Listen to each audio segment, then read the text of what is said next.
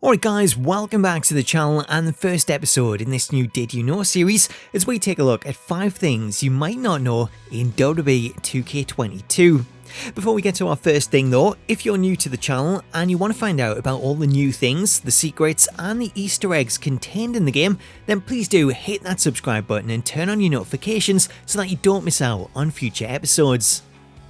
For our first thing today, did you know that weapons now take damage and they break when used? One of the new features in WWE 2K22 is the addition of weapon damage, as this year players will notice certain weapons begin to bend and then break. This feature doesn't apply to all weapons, as some weapons such as the baseball bat, the sledgehammer and the hockey stick can be used an unlimited amount of times. However, there are 3 weapons that will take visible damage. The first of these is the steel chair, as this year when using the steel chair to strike an opponent, the chair will begin to bend from the impact.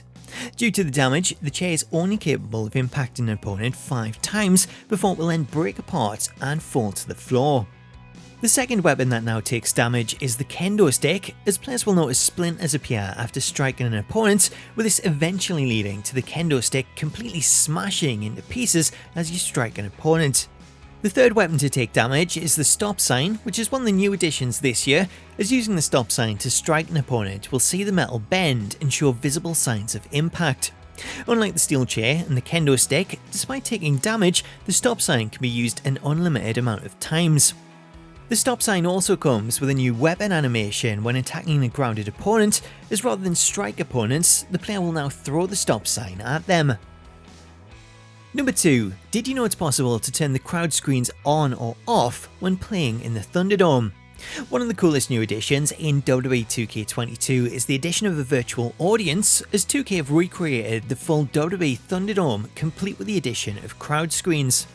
Despite this, when selecting to play matches in one of the ThunderDome arenas such as Raw or Smackdown, jumping straight into the match will see the arena load with a live crowd.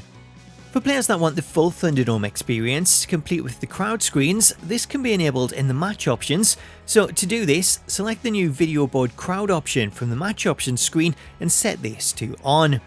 Now when you load up a match using the Thunderdome, the live audience will be replaced with video screens featuring members of the WWE universe.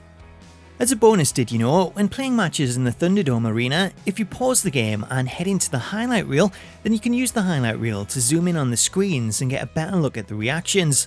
When doing this, you might also come across some familiar faces, as the virtual crowd is made up of members of the WWE 2K22 development team. Therefore, you can see some of the developers that were featured in the Ringside Report videos, such as 2K Art Director Christina DM Pham, Senior Director Derek Donahue, and even the WWE Games Social Media Manager Lexi. So I won't point them out, but have a look for yourself and see if you can find them, or if there's anyone else from the community that you recognise, then let me know about it in the comments.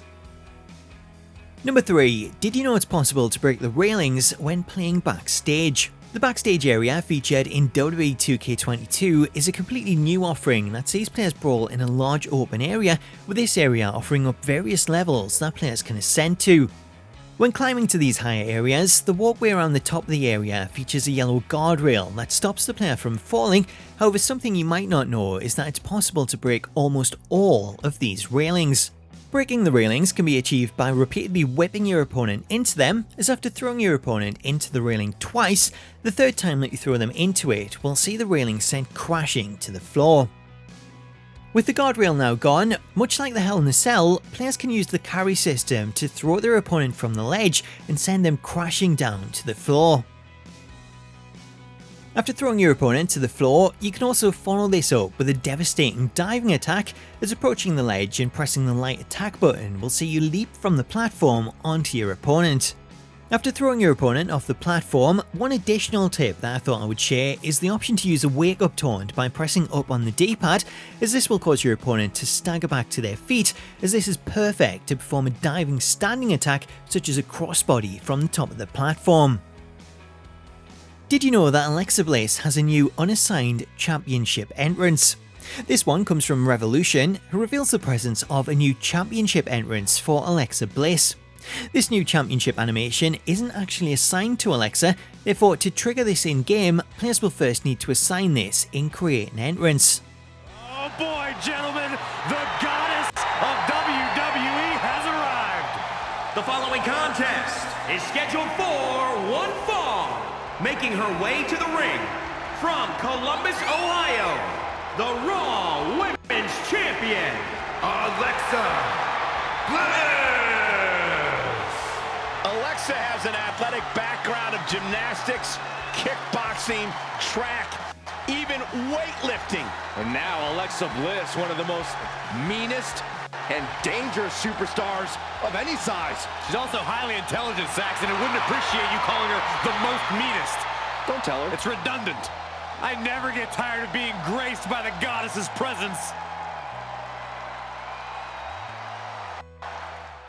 Did you know that losing to Eddie Guerrero in the 2K Showcase will cause Rey to be unmasked?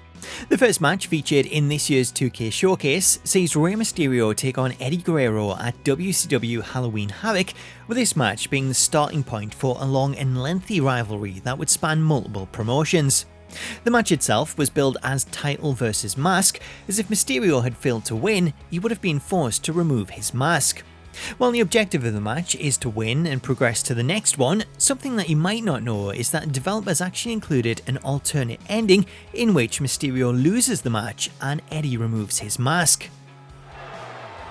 Here is your winner, and still the WCW Cruiserweight Champion, Eddie Guerrero!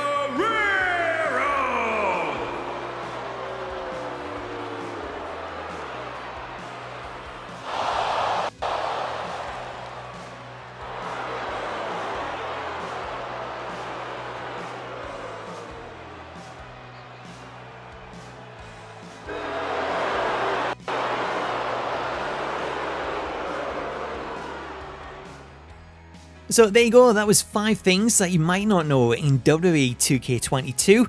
I hope you enjoyed it and you learned something new, and if you did, I would love it if you could drop a like to show your support, as well as leaving a comment below to let me know what you made of today's features, and if there's any other secrets, hints or Easter eggs that you think should be featured. While you're there, if you're not already, please do subscribe to the channel for more Did You Know episodes, and smack that bell notification icon so that you can be notified the second a new video drops. Until next time though, thank you so much for watching, have yourself an awesome day, and I'll catch you later.